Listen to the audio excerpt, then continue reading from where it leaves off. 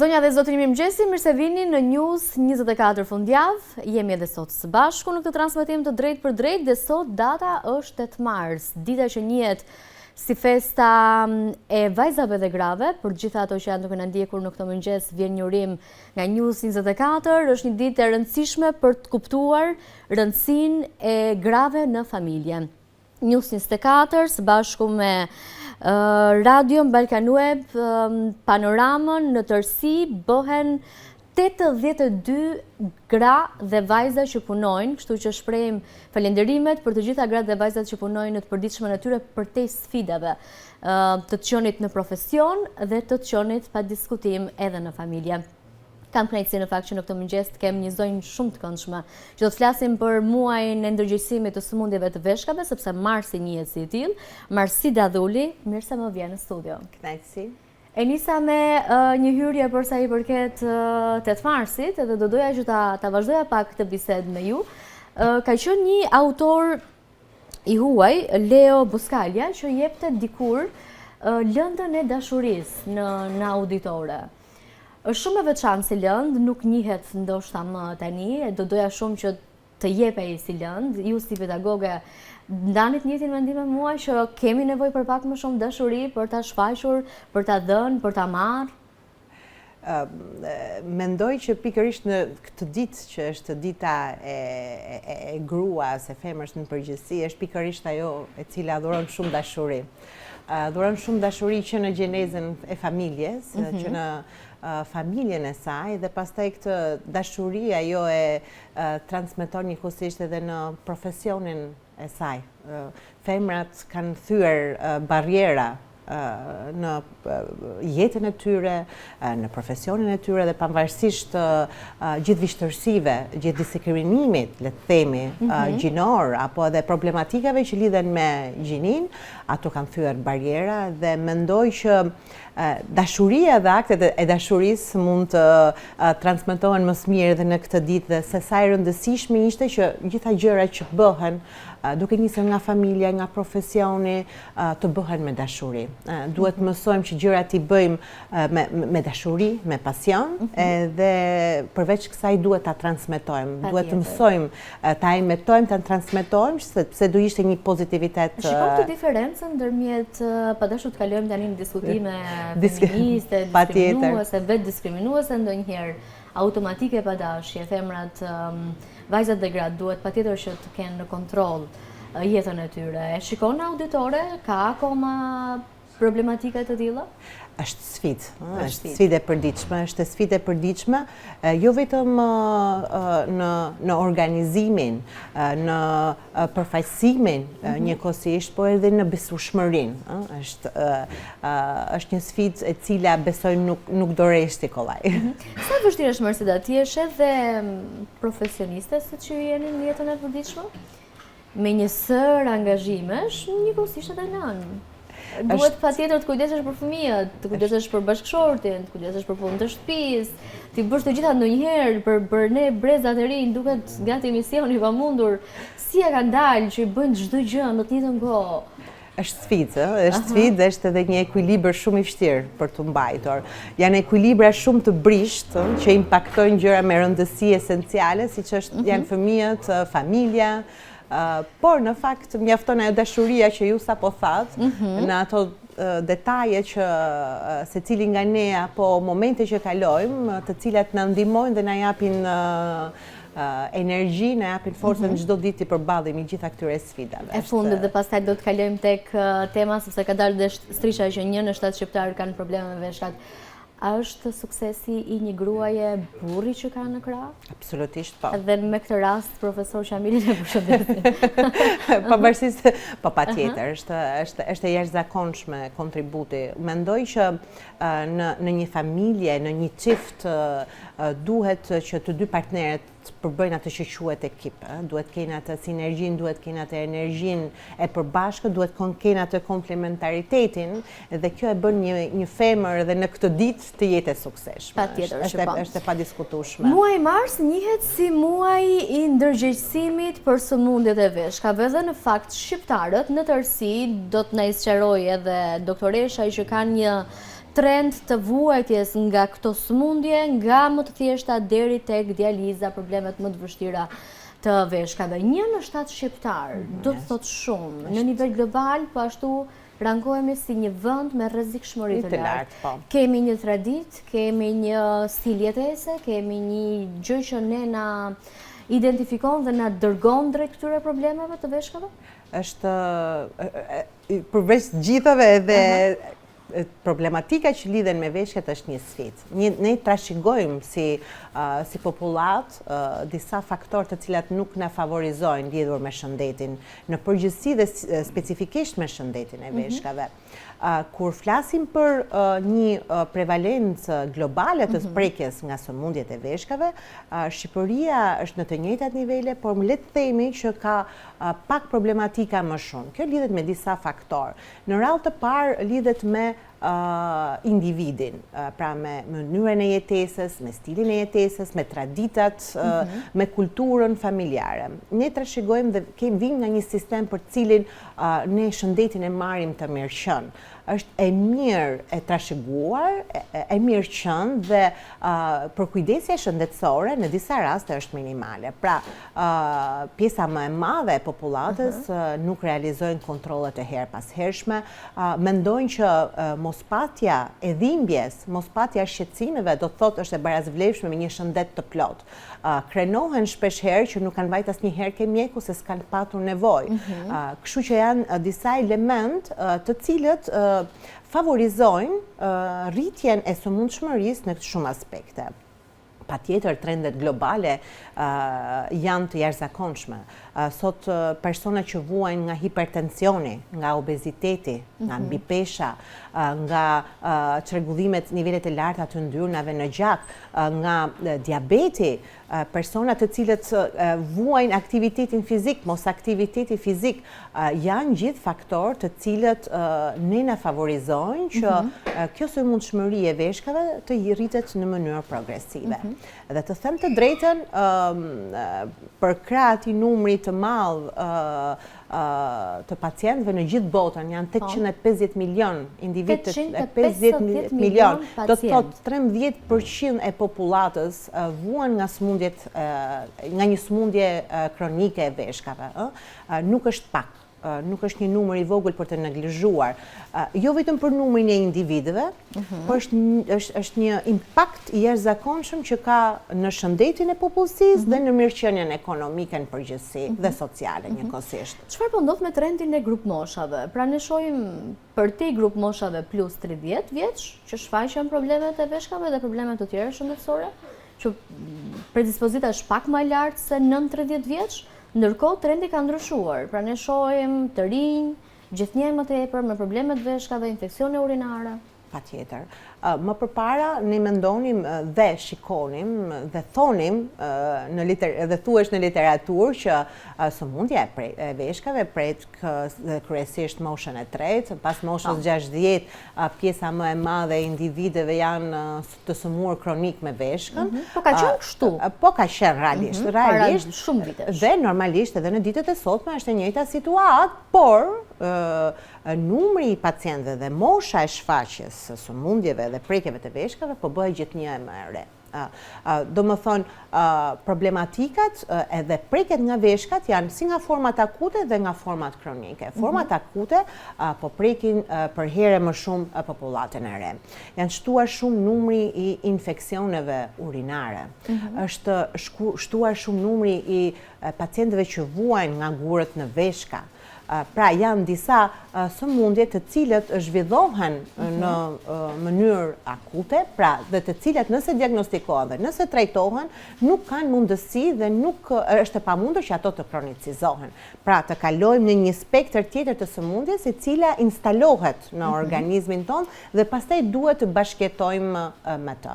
Trajtimi siç duhet, zbulimi siç duhet në fazat e hershme të sëmundjeve të veshkave parandalon kronicizimin dhe nëse ne këto sëmundje kur janë në fazat e hershme të qenit kronike, pra që janë instaluar organizmat dhe bashkëtojnë me ne, ne vonojmë me 10 deri në 15 vite fillimin e hemodializës, që është një vlerë e shtuar dhe një sukses. Hemodializën edhe ndoshta me përqindje se sa është në Shqipëri, por do doja të dija për ata që janë duke na ndjekur, elementet që nuk duhet ti eliminojnë. Pra mund të marrin disa sinjale në trupin e tyre, që janë sinjalet e para të problemeve të veshkave dhe e shohin se diçka që hajtë se kalon, nuk ka problem, shqetësime të zakonshme, të durueshme në shumë raste. Pra, deri kur dhimbja bëhet e padurueshme, pacientët zgjedhin pas të shkojnë në spital. Unë mendoj që nuk është rekomandim në këtë ditë, do më thënë në këtë muaj, do të përforcoja idenë që ne duhet kryejmë kontrollet her pas hershme. Nuk duhet të lejojmë që simptomat të shfaqen në organizmin tonë. Cilat janë simptomat kryesore? Të parat fare. Të parat fare janë simptoma për shembull si lodhja, si enjtja e këmbëve, enjtja e zonës përreth syve, një çrregullim urinimi, ndonjëherë luhatje të presionit, një dhimbje koke, një anemi e pashpjeguar. Pra janë shenja të cilat këto i shqetësojnë individin, pacientin. Por problematika është se nëse shfaqen këto shenja, këto problematika, ne mund mos kemi kthim pas. Do të thotë që sëmundja instalohet dhe do bashkëjetojmë me ne. Prandaj e rëndësishme është dhe ajo që siç ju thash, rëndësishme është kontrolli. Mjafton analizë gjaku dhe analizë urine, të cilat ne do të verifikonin që ne kemi një problematik pavarësisht mungesës së shenjave. Është pikërisht sepse sëmundjet e veshkave janë vrasës të heshtur. Do të thotë që sëmundja mund të jetë në organizmin tonë, ne nuk kemi as edhe një shenjë dhe sëmundja përparon. Çfarë efekte të tjera sjell? Pra, meqenëse është vrasës i heshtur, përpos dëmtimit të veshkave. Sëmundet e veshkave sjellin efekte të tjera në trupin e njeriut dhe organeve të tjera? Absolutisht. Veshka është ekuilibri, është organi e ekuilibrit, i cili ruan shumë ekuilibre të rëndësishëm, qoftë nivelit të lëngjeve në trupin tonë, të elektroliteve, të acidobazikut, ekuilibrit acidobazik që është venditar dhe siguron mbijetesën e organizmit tonë. Pacientët të cilët ka një dëmtim në veshka ka një risk shumë të rritur të sëmundjeve në zemër. Njëkohësisht vdekshmëria është e lartë. Sot ne flasim është një ndër 10 shkaqet kryesore të vdekshmërisë në botë, por në vitin 2020 referuar studimeve do jetë një ndër 5 shkaqet kryesore të vdekshmërisë, do jetë shkaku i 5. Top 5 dhe jemi shumë pranë këtij viti. Kështu që masa që ne duhet marrim duhet jenë dhe strategjitë që duhet implementuar duhet të jenë të fuqishme. Doktoresha, the pak më herët që nëse shfaqen këto probleme, më pas na duhet që të bashkëjetojmë me to përgjithmonë. Nuk shërohen problemet në veshka, njeriu duhet bashkëjetojë gjithë jetën nëse ato shfaqen për të saktuar? Po.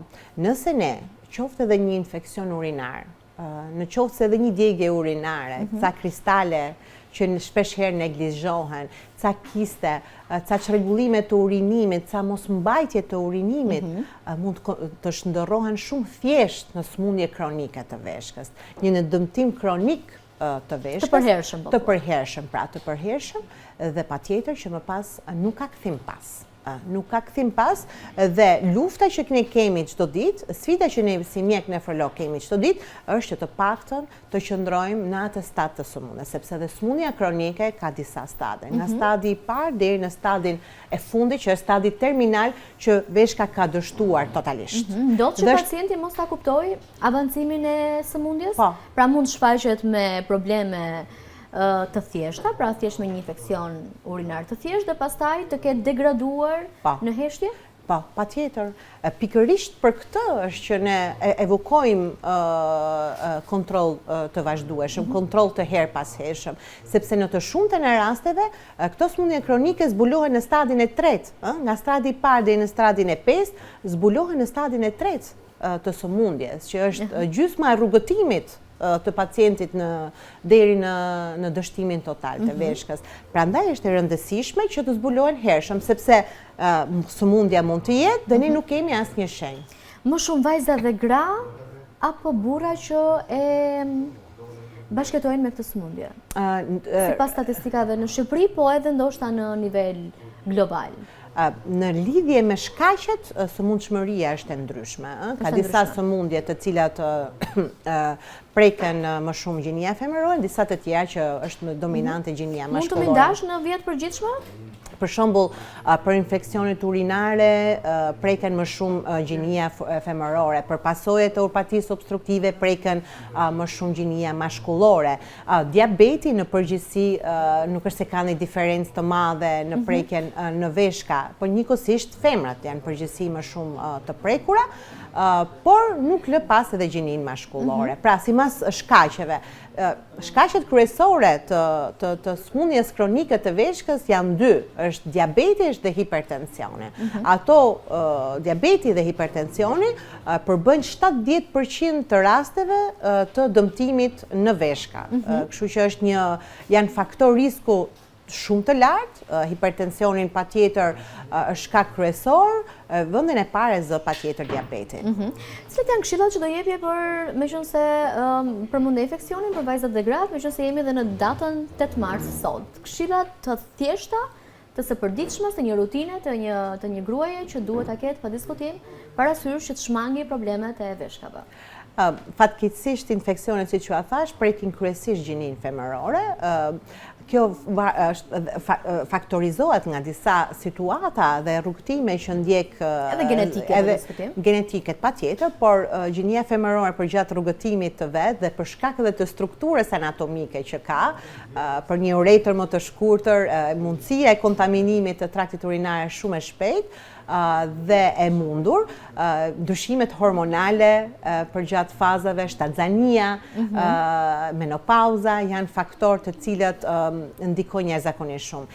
Patjetër që duhet një kontroll i shtuar të gjithë femrave, duke nisur nga mosha fëminore, nënat për gjinin femërore për vajzat, ato duhet ke një kontroll të lartë higienik, njëkohësisht duhet që të kenë masa mbrojtëse, sidomos në fazat e periudhës aktivisht nga ana seksuale, por nga ana tjetër duhet që edhe të përkujdesen gjatë fazës menopauzës sepse riskohen shumë nga ndryshimet, nuk lë pa prekur shumë edhe gjithë zonjat të cilat janë në menopauzë kanë një risk të shtuar për të zhvilluar infeksionet urinare.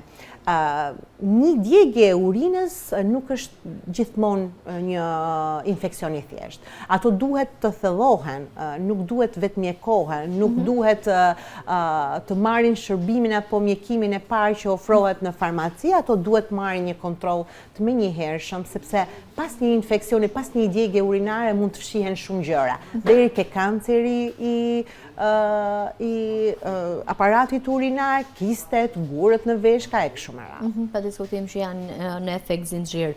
A kemi të dhëna se sa persona në Shqipëri vuajnë nga sëmundjet e veshkave? Ka të dhëna, janë mbi 1500 individ të cilët janë në dializë. Në dializë, ndërsa 13% e popullatës janë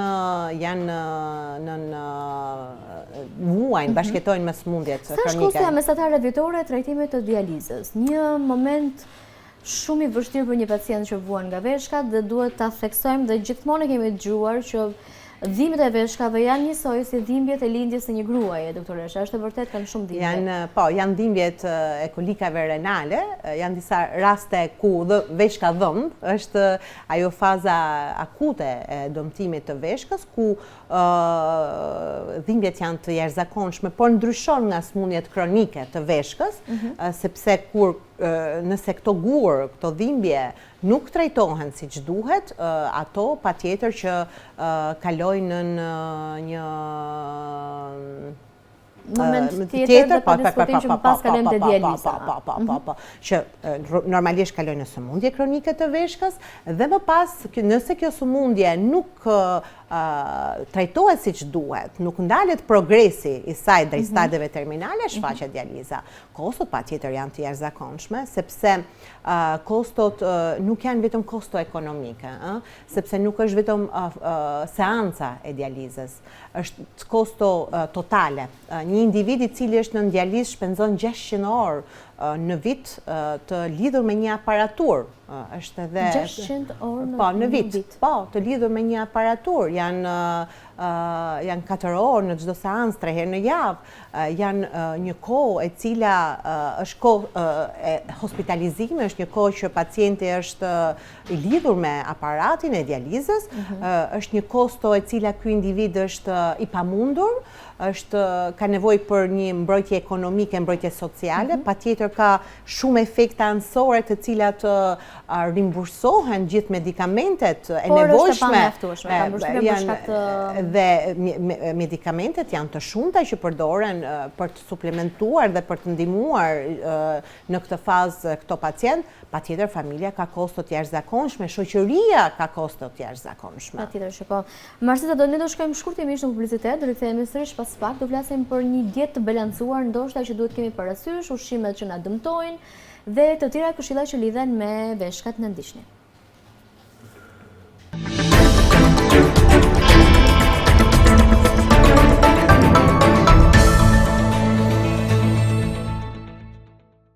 Jam rikthyer sërish në transmetim të drejtë për drejtë. Marsi njihet si muaj i ndërgjegjësimit për sëmundjet e veshkave, duhet kemi një kujdes më të shtuar, thirrjet janë të shpeshta, por pacientët janë gjithnjë më shumë në shtim, apo jo doktoresha? Patjetër.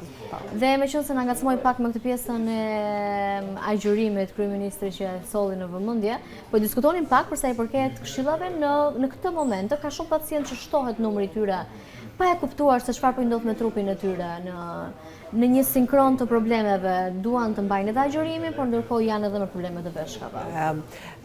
Të gjithë pacientët të cilët të vuajnë janë të diagnostikuar me sëmundje në veshka, nuk rekomandohen dieta të caktuara, jashtë kontrollit mjekësor, agjerimi, mos ushqyerja për kohë të gjatë, mos hidrimi në nivelet e duara për një kohë të gjatë, ndikon negativisht në shëndetin e veshkave. Kështu që të gjithë pacientët që vuajnë nga sëmundjet e veshkave duhet kenë kujdes. Po, shiko doktoresha, t'ia thuash këtë gjë një besimtari bie pak rënd. Ka ndonjë formë alternative që mund të bëjnë ndonjë kombinim? Në fakt, apo është e vendosur për pacientë që vuajnë nga sëmundjet në veshka, pra që janë të diagnostikuar, flasim vetëm për këtë kategori, jo për popullatën në përgjithësi, po vetëm ato të cilët të vuajnë nga sëmundjet në veshka duhet kenë kujdes. Për disa fakte të rëndësishme, sepse mos përdorimi, mos konsumimi i ujit për një kohë të gjatë rrit riskun për dëmtim të mëtejshëm në veshka. Mos konsumimi i ushqimeve për një kohë të gjatë rrit ketonet në gjak, të cilat shkaktojnë dhe dëmtim akut të funksionit të veshkave. Kështu që duhet të jemi të kushtëzuar. Nga ana tjetër mund të kenë nevojë për përdorimin e medikamenteve, të cilat nuk duhet të shmangin përgjatë agjerimit, sepse nuk mund të jenë medikamente që duhen përdorur 2 herë në ditë, 3 herë në ditë. Kështu që është e domosdoshme zbatimi i të gjithë rekomandimeve dhe i mjekimeve sipas protokolleve dhe përshkrimeve të mjekut gjatë kësaj periudhe. Cila do të ishte sipas jush dieta e përkryer për pacientët, se kripën duhet ta evitojmë në maksimum, pa diskutim. Kjo është një pyetje që është rutinë dhe është një pyetje që pavarësisht se ne mund ta evokojmë më shumë e vështirë për pacientin. Është një sfidë për pacientët shqiptar mbi gjithë. Patjetër, në gjithë botën le të themi, për Shqipërinë sepse kemi një stil jetese, kemi një dietë ushqimore mesdhetare që nuk na favorizon. Por përveç kripës që duhet jetë goxha e limituar në tavolinën tonë, duhet sasia e lëngjeve shumë e rëndësishme, hidrimi për parandalimin e sëmundjeve në veshka në individ të shëndetshëm është shumë i lartë, ka një efekt të jashtëzakonshëm. Sasia nuk duhet jetë pafund, deri në 2 litra ujë në ditë janë të rekomanduar, apo 8 gota e thënë ndryshe. Duhet kemi kujdes me sasinë e shtuar të mishit. Pacientët që vuajnë nga veshka nuk duhet konsumojnë shumë sasi proteine shtazore. Maksimumi duhet jetë deri në 0,6 gram për kilogram pesh individit në ditë. Kështu që ato katofet, dieta, sasia e produkteve që duhet përdorim, ka ato limitet e caktuara. sasia e shtuar e sheqerit në dietën tonë e dëmton funksionin e veshkës. Pra, sheqeri është i dëmshëm pa aq sa kripa. Po, patjetër. Ka efektet jashtëzakonisht të këqija. Përdorimi i pijeve të gazuara, i pijeve të ëmbëlsuara, alkooli nga ana tjetër, duhani ka një ndikim të jashtëzakonshëm në mikroqarkullimin në veshk. Kështu që janë disa element të stilit të jetesës të cilat nuk duhen qasur për të pasur një shëndet të mirë të veshkës. Si ju si mjeke me eksperiencë shumë vjeçare, trajtimin e problemeve të veshkës me çajra të ndryshëm? Shpesh priren edhe prindrit tanë, edhe shpesh na sugjerojnë, pik të çajin, merr këtë produktin bimor etj. Produktet bimore, çajrat ndihmojnë, por nuk trajtojnë. Kështu që ato janë një ndihmës më shumë. Përdorimi i çajit rrit hidrimin. Është një formë e marrjes së lëngjeve duke i shijuar. Nga ana tjetër, sepse mbase edhe uji i thjeshtë është i vështirë për të konsumuar në nivelin e kërkuar, kështu që çajrat janë një alternativë shumë e mirë për të shijuar të konsumimin e lëngjeve. Por nuk trajtojnë, janë thjesht ndihmëse. E qartë, mirë, doktoresha, faleminderit shumë që të kisha në këtë transmetim të drejtë për drejtë. Dhe gëzuar. Në këtë ditë shumë të rëndësishme, gëzuar 8 Marsin. Gëzuar gjithë zonjave nënave. Në punën tuaj të së përditshmes, në misionin e të qenit mjeke, e të qenit kolege, bashkëshorte në shtëpi, nëne 2 fëmijëve, kështu që uroj më të mirat për ty dhe për çdo grua që është duke na ndjekur. Gjithashtu. Faleminderit shumë. Ora shënon 9:53 minuta, kthehemi pas pak me të tjera tematika në studio. Vionit na ndiqni.